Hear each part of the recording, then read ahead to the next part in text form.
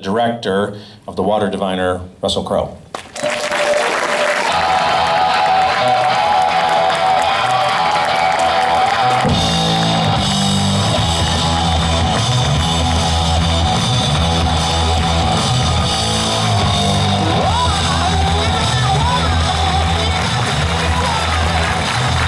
That was such an inappropriate choice of music. Whoever chose that music, take yourself outside and give yourself an uppercut. I knew that was going to happen the minute I heard that play on music. I'm like, he's not in the UFC. Oh, that was a bit of a mood killer, wasn't it, kids? Well, get that mood Let's right go back. back to where we were a minute ago. The beautiful music that was playing over the closing credits of a beautiful film. Congratulations on the film, sir. Thank you very much. Cheers.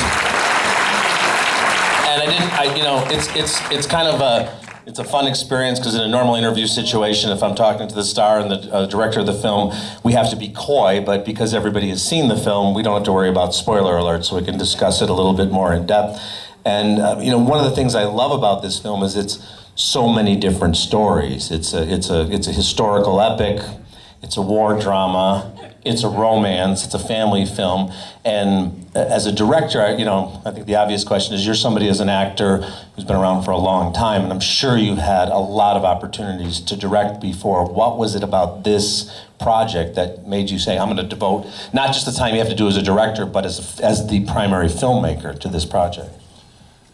Well, it hit me on many different levels. Obviously, the tales surrounding the Battle of Gallipoli are a very important cultural touchstone in Australia and New Zealand, and have been for the last 100 years. So it hit me on that level. The story of Josh O'Connor, a man with 3 children who go to war and don't come back, as a father of 2 boys.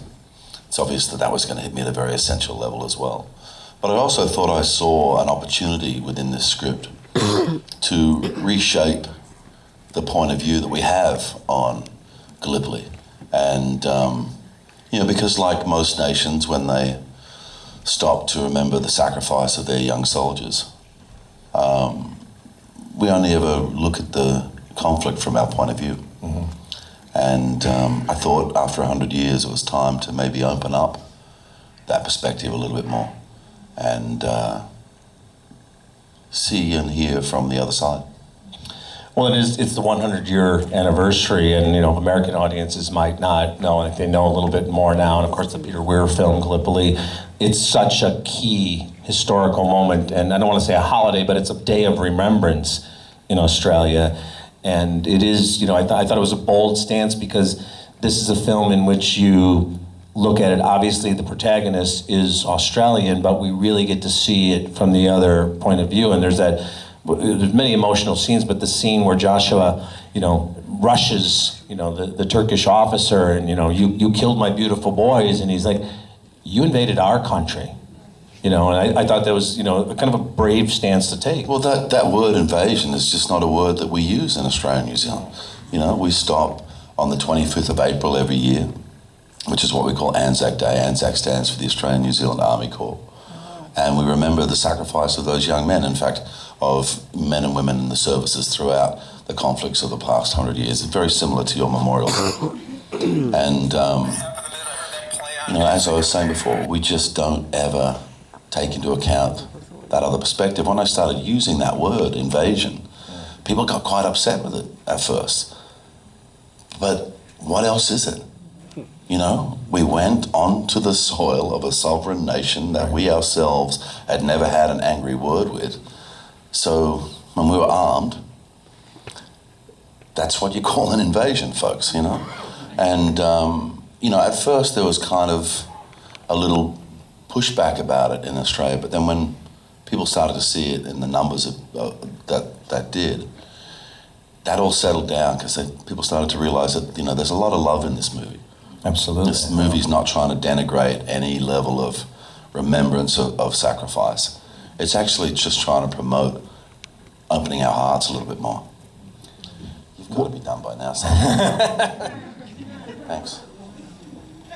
I'm trying to do Evacuation, very much, thank you. Well, and that is the grace and the advantage of looking at things through history, because if you look at someone like, you know, what Clint Eastwood did with Flags of Our Fathers and then Sands of Iwo Jima, where you're telling the same story from two points of view. And again, one of the strong points of this film is we see that there is this honor among soldiers, and there's some respect, because after the war is over, these men, whether they're enlisted officers or whether they're, you know, 17-year-olds or whatever the case may be, they're not worried about the politics. They, you know, you're the three boys in this movie, they kind of go off on this grand adventure, and even Joshua as a father doesn't really comprehend what that all means. And I think this film, you know, seeing what happens in the aftermath, where these different cultures and the Turkish major and the Australian farmer, and they kind of team up over a common thing, because it's bigger than just, you know, what all the politicians and all the battles over turf are all about.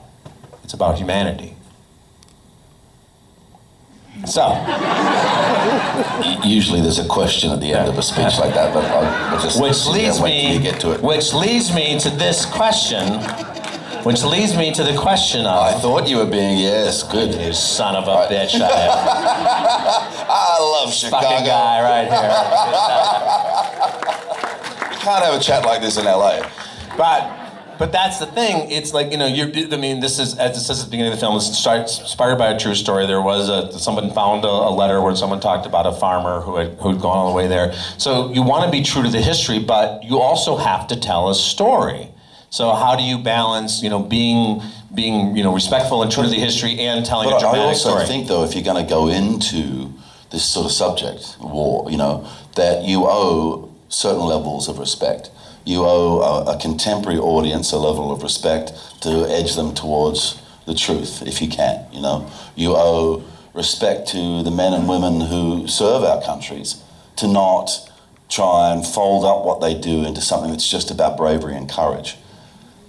And you owe something to the future generations, that if you're going to put something like this on the screen, that it's not encouraging them to think that war is simple and has no consequence.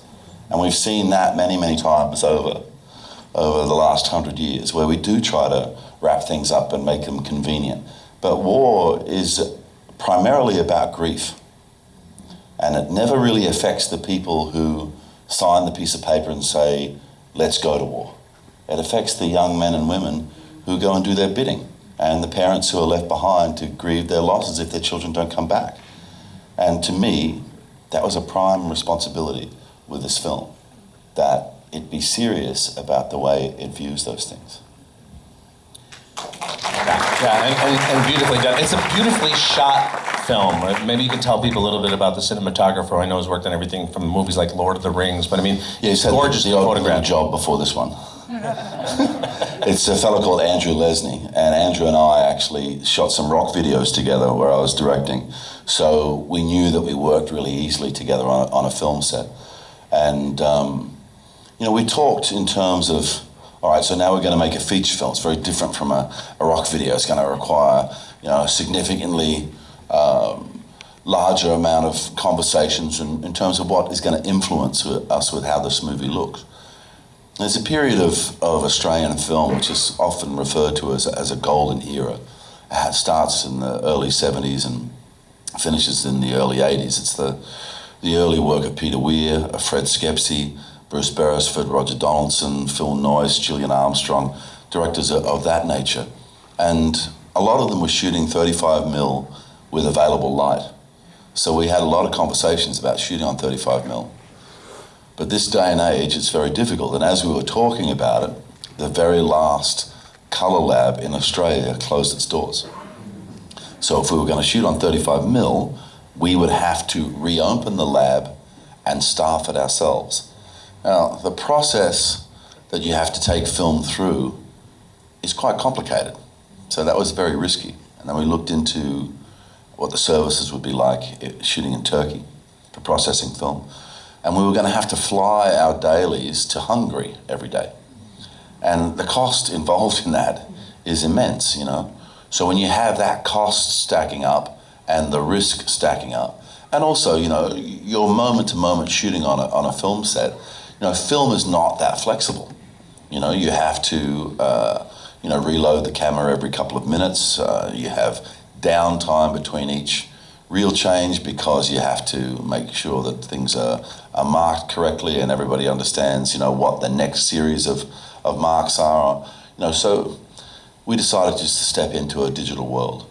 But what Andrew said that he could do is, if we use the Arri Alexa camera, that he could design a LUT for that camera. So the camera would receive light in the same way a 35mm camera would and be corrupted by that light. And that was something that I was very interested in, because I know how to do that with a film camera. Blast it with light, a sunset or a sunrise, and and you get this magical stuff, not just what you're shooting. And I think we can see from the film that LUT that Andrew designed did the job pretty damn well. There's some gorgeous sunsets in there, and just the way the light bounces off the buildings in Istanbul. But my relationship with Andrew is a very important one creatively for the film. My nickname for him was Signor Opzioni, because I'd start the day by saying, Andrew, we're going to do this, this, and this. And he'd go, you could do that, that, and that. And I said, yeah, well, I could do that, that, and that, but I've actually planned to do this, this, and this. He goes, what about this, that, and this, and that? So through the course of our morning conversations, we always got to a compromise or somewhere, a plan for the day. I loved working with Andrew. He's just an absolute gem and one of the best energies you can have on a film set. Well, it's great to see, because there are some transitions that would be jarring, but the visuals can help that so much. So when we're in Australia and you get those beautiful sweeping vistas, and then the flashbacks are done in a different tone, and sound as well, so important, because sometimes some of the most jarring moments are when we go back to the battles. And I'm sure, again, it's art, but also there's budget concern. So when you're shooting those battle sequences, you're using sound, to show something a little bit different. Talk a little bit about what it's like to be behind the camera, though, shooting those battle sequences, because you've been in front of the camera for some huge battle sequences in very different movies. Well, I've been very lucky in that respect. I've gotten to work with some of the great visual artists of our time, and I've been on, film sets of varying degrees of energy, and certainly, while I've learnt a lot from every film director that I've ever worked with, in terms of what I may do if I ever get the chance, I've also learnt a whole bunch of stuff that I would never do as well. I wanted to create an energy on my set that was all about platforming the actors, whether it be Olga Kurylenko, whether it be the three young boys in the battlefield, or whatever the sequence would be. Because sometimes, and I know this sounds vaguely ludicrous to people outside the business, but sometimes you're on a film set and the very last consideration is what the actor might require in order to do the scene we're supposed to be here to shoot. People get caught up in a lot of other things, and so I just really wanted to make sure that the people who were working on my set knew that their contribution was important, and to have an energy around me where everybody knew it was okay to be at your very best. And sometimes I explain this in a way that sounds a little bit patronizing, but if you're a parent in the audience and you've got more than one kid, right, you don't speak to your children the same way. They come at you from a different perspective, and they're different little people, and so you find yourself having one voice for one child and a different voice for another child. It's not dramatic, but within yourself that, if you want to listen to one of them, you got to focus in on who they are and the perspective they're coming at you, when they're asking you something. And you've got so many people on a film set that are there because you asked them to be there. You've said to this creative person, hey, come and spend your time with me, do your job to your best of your ability, and we'll collaborate. That's basically what a director's doing when he's crewing a film. And I started to realize at the beginning of that process, what a privilege. I get to call up the smartest, coolest hearts and minds that I can, and we all go on this journey together.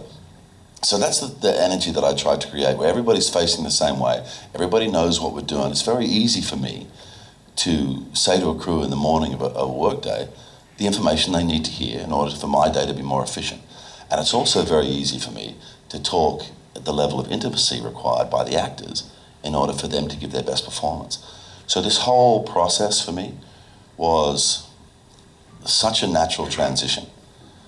That's largely got to do with my age, you know. I've been on film sets since I was 6 years old. I've been making lead roles in films for 25 years. I have a massive accumulated experience level.